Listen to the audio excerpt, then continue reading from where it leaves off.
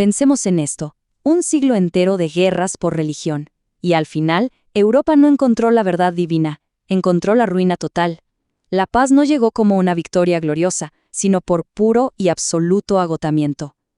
Y de esas cenizas, de ese apocalipsis, estaba a punto de nacer un mundo completamente nuevo. Vamos a ver cómo se forjó este nuevo orden. Esta frase lo resume todo. Nos pone directamente en la piel de alguien que vivió en 1648. Y no es una exageración, es el mundo que dejó la Guerra de los 30 años. Un mundo de pueblos fantasma, de campos abandonados, una memoria colectiva que solo conocía el sonido de la guerra. Lo que estaba en juego era, literalmente, la supervivencia de la civilización en Europa. Nuestro recorrido va a ser el siguiente. Primero, vamos a dimensionar la catástrofe que hizo tan necesaria la paz.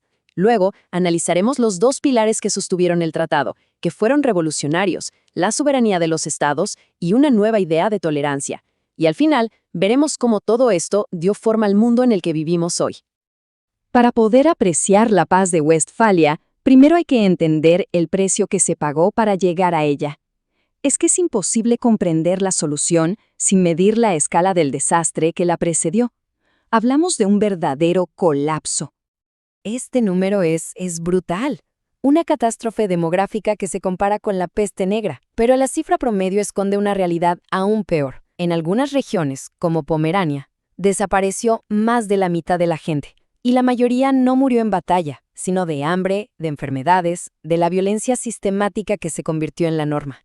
Ahora la pregunta es, ¿cómo se llegó a este punto? La respuesta está en una ideología, en una especie de enfermedad colectiva, la certeza fanática. Durante casi un siglo, cada bando estaba tan absolutamente convencido de tener a Dios de su lado, que masacrar al enemigo no era un crimen, era casi un acto sagrado. Westfalia es la historia de cómo Europa aprendió, a la fuerza, que esa certeza es una receta para el suicidio. Frente a la aniquilación total, la lógica de la guerra finalmente se quebró. La solución fue el Congreso de Westfalia, un intento desesperado, pragmático, para construir un sistema que evitara que algo así volviera a pasar. Este Congreso fue revolucionario por donde se lo mire, no solo por su tamaño, casi 200 estados representados, algo nunca visto. Lo que lo cambió todo fue su enfoque. Por primera vez, el objetivo no era decidir cuál era la religión verdadera. No, el objetivo era puramente político, encontrar una forma para que estados con creencias distintas pudieran coexistir sin aniquilarse. Claro, este nuevo enfoque secular inevitablemente dejó fuera de juego al poder papal. El enviado del Papa Inocencio X fue, básicamente, ignorado. Resulta que hasta las potencias católicas como Francia estaban más preocupadas por ganar territorios que por defender los intereses de la Iglesia. Cuando el Papa se enteró de los términos del acuerdo, que encima reconocían a los calvinistas y legitimaban tierras confiscadas a la Iglesia, bueno, estalló y emitió esta condena furiosa, un rechazo total y absoluto a la paz que se estaba firmando. Y aquí está el momento clave de toda esta historia. La respuesta de Europa a esa condena tan dura del Papa fue un silencio total.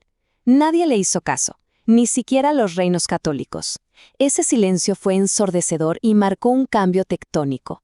La era en que el papado era el árbitro de la política europea se había terminado para siempre. La razón de Estado había ganado la partida. Entonces, si la autoridad religiosa quedaba a un lado, ¿qué la reemplazaba? El nuevo orden se construyó sobre dos grandes pilares. El primero, redefinió la naturaleza misma del poder. Porque esto no fue solo un tratado de paz, fue la constitución no escrita de la nueva Europa. El cambio es total.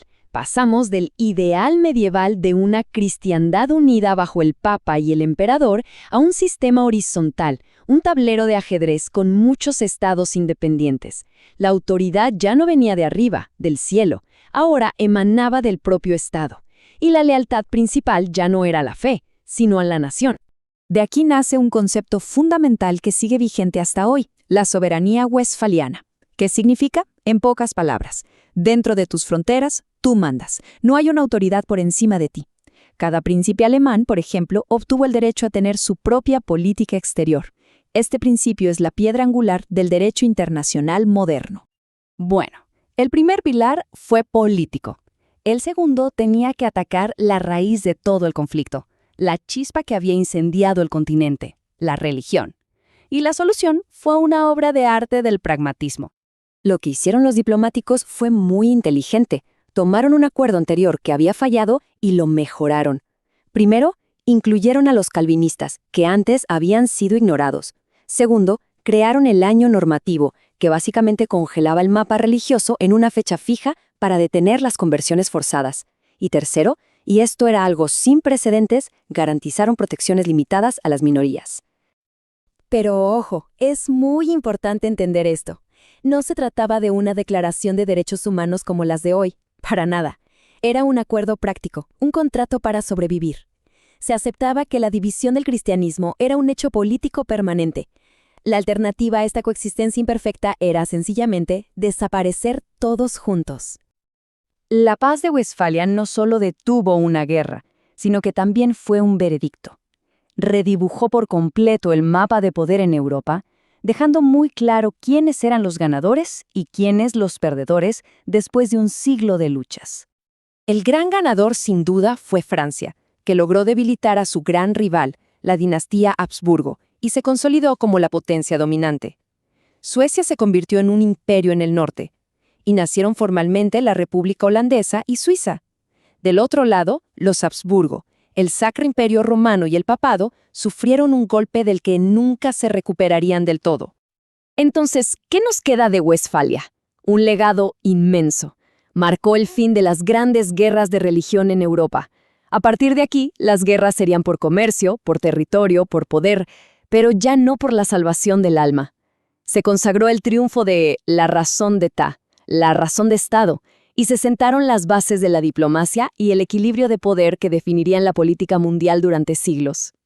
La lección de Westfalia, aprendida de la manera más brutal posible, es una advertencia sobre los peligros de la certeza absoluta cuando se mezcla con el poder. El tratado no fue un triunfo de nobles ideales, sino del pragmatismo que nace de la ruina. Y nos deja una pregunta que sigue flotando en el aire. ¿Será que la paz es siempre, al final, el resultado del cansancio de la guerra, una lección que cada generación está condenada a aprender de nuevo?